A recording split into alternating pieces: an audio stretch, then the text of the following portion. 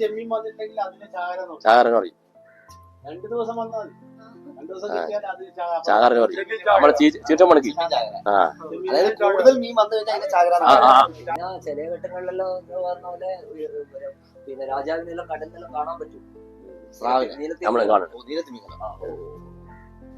അത് കാണുന്നുണ്ട്. അത് കണ്ടു കഴിഞ്ഞാൽ നമുക്ക് അരിന്റെ വൈച്ചായി കിട്ടൂല.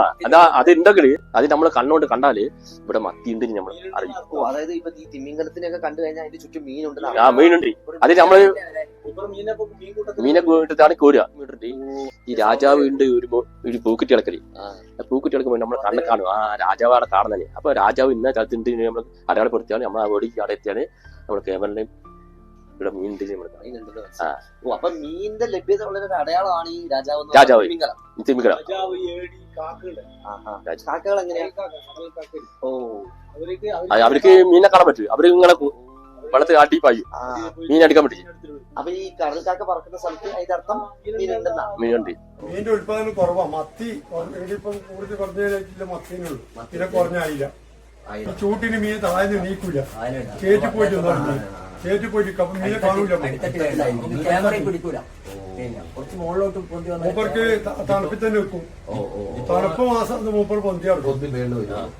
പഴയ മീന് പോയി. നാവട്ടയില്ല. പിന്നെ 1000 പല്ലിനില്ല. 1000 പല്ലിനില്ല. പിന്നെ കാക്കച്ചറയില്ല. കാക്കത്തരണ്ടി എന്ന് പറഞ്ഞു. അതില്ല. മുള്ളനില്ല. കളയനില്ല. പിന്നെ ഇതുപോലെ പൂച്ചറ കുട്ടിയില്ല. ചെറാവെന്ന് പറഞ്ഞ സാധനങ്ങൾ കാണാനില്ല. വാള ഇങ്ങനെ മീനൊന്നും ഉത്പാദനങ്ങൾ ഇപ്പൊ കുറവാണ്. ഈ പേത്തയുടെ ആക്രമണം എങ്ങനെ? ഈ പേത്ത ഇങ്ങനെ വന്നിട്ട് ഈ വല കടിച്ച്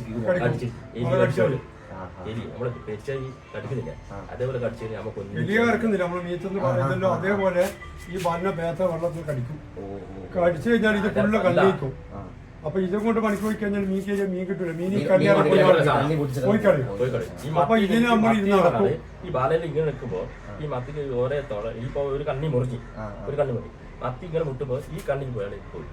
നമ്മൾ അരിപ്പല്ലേ തരി അതേപോലത്തെ അതാണ് ഈ മത്തി. ഈ മത്തി ഈ പറയാ ഇത് ഇതേപോലത്തെ വലാണെങ്കിൽ പോവില്ല.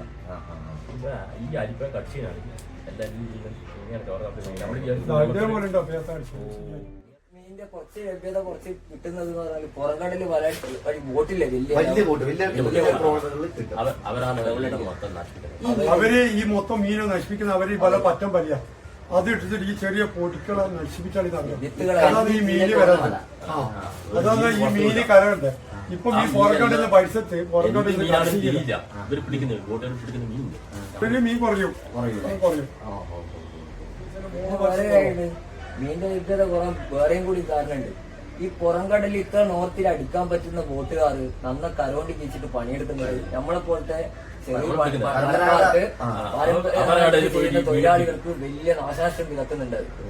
ഇവർക്ക് 21 നോട്ട് മുകളില് അങ്ങനെയാ വലയടിക്കാൻ ഒരു ഭാഗം മുകളില് 25 ഇവര് 7 ഭാഗം 6 ഭാഗം 8 ഭാഗം നമ്മളിപ്പോ അവിടെ എന്തായാലും ഈ നമ്മള് പിടിക്കുന്ന മത്തിയില്ലേ, നമ്മള് പിടിക്കേണ്ട ഈ മത്തി പോലും ഇടുന്നു. അവരെ വലയിൽ കയറും. പിന്നെ മത്തി നിൽക്കൂല. പിന്നെ എവിടെയും മത്തി പോയി കളി, മേലെക്കടലിൽ പോയി കളി.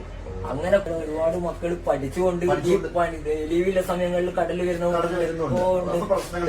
അവരെ വിദ്യാഭ്യാസം മുന്നോട്ട് കൊണ്ടുപോയിക്കൊണ്ട് ഈ ജോലിയിൽ ഏർപ്പെട്ട് വരുന്ന കൂട്ടരുണ്ട്. മത്സ്യത്തൊഴിലാളികളൊക്കെ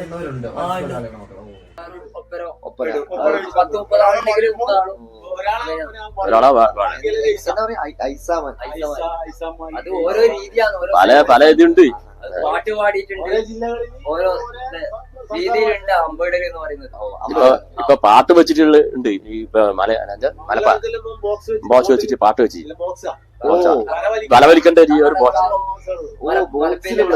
അതുകൊണ്ട് ബോട്ടില് എല്ലാം ഇവിടെ ഗവേഷണം നടത്തിയിട്ട് പറഞ്ഞിട്ടുണ്ട്. ഈ കണ്ണൂർ ഭാഗത്ത് ഈ പ്ലാസ്റ്റിക് അടിത്തട്ടില് പ്ലാസ്റ്റിക് കടലാസ അതാണ് ഒന്നാമത് നമ്മുടെ വിത്തുകള് ഇതാന്നില്ല. പ്ലാസ്റ്റിക് അടിയിലേ ഉള്ളൂ. ഗർഭിണിയായ മീന് മുട്ടയിട്ടിട്ട് വേണ്ട ഇത് വിരിഞ്ഞിട്ട് ഈ മുട്ട ഇടുന്നത് അല്ല പ്ലാസ്റ്റിക്കിന്റെ മുകളിൽ ഇടുന്നത്. ഈ പ്ലാസ്റ്റിക് കളഞ്ഞ ചൂട് ഗവേഷണം നടത്തിയിട്ടുണ്ടല്ലോ. അതായത് മീനിന്റെ മുട്ടയെല്ലാം പ്ലാസ്റ്റിക്കിന്റെ ഈ കവറിലെ മുള്ള ഈ മുട്ട എല്ലാം പോണം ചളി പോണം. ഏറ്റവും അടിയിലെ ചളിയിലാണ് പോകേണ്ടത്. പോണ്ടേ പക്ഷെ ചളി പോകുന്നില്ല. പ്ലാസ്റ്റിക് 8 വർഷം മുമ്പാണ് ഇതിന്റെ ഒരു ഗവേഷണം നടത്തിയിട്ട് പറഞ്ഞത് എത്രയോ അടിത്തട്ടില് ഈ കവറുകൾ കിടക്കുകയാണ്, വേസ്റ്റുകൾ. ഗവേഷണം നടത്തിയിട്ടുണ്ടായി. പറയുന്നത് അതിനുശേഷം 8 വർഷമായിട്ട് ഇപ്പൊ ഈ ഭാഗത്ത് നമ്മളെ ഭാഗത്ത് അങ്ങനെ മത്സ്യം വരുന്നത് ഏഴുമല ഭാഗത്ത് വെള്ളയങ്കല്ല് വല അടിച്ചതിനാൽ കൂടുതൽ ഈ പ്ലാസ്റ്റിക്കും കച്ചറയും കൂടുതൽ കിട്ടുന്നതും വടക്കോണ്ടെന്നാണ്.